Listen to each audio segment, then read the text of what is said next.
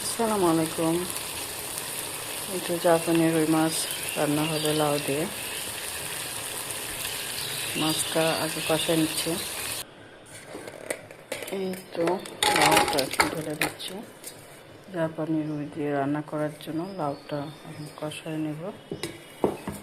জাপানি রুই মাছটাও তো কষাতে সিদ্ধ হয়ে যায়, সেজন্য লাউটা আগে কষায় সিদ্ধ করে দেব।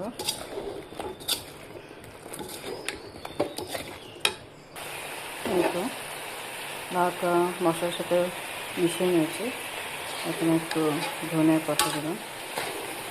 লাউটা ভালোভাবে কষায় নিয়ে তারপরে ঝোল দেবো। ঝোল দেওয়ার পর মাছটা ছেড়ে দেবো। মাছটা যেহেতু কষায় রাখছি, এই যে সে মাছ কষায় রাখছে দেব। তো ঝোলের বলক ওঠা শুরু করেছে, এই জন্য একটু মাছটা ঢেলে দেব।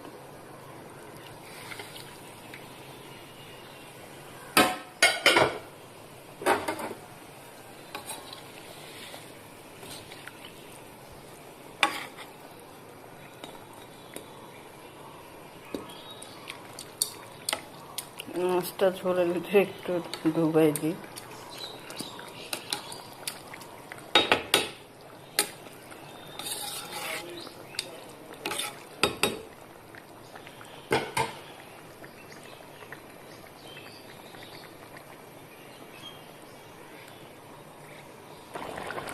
এই তো মাছটা রান্না হয়ে গেছে।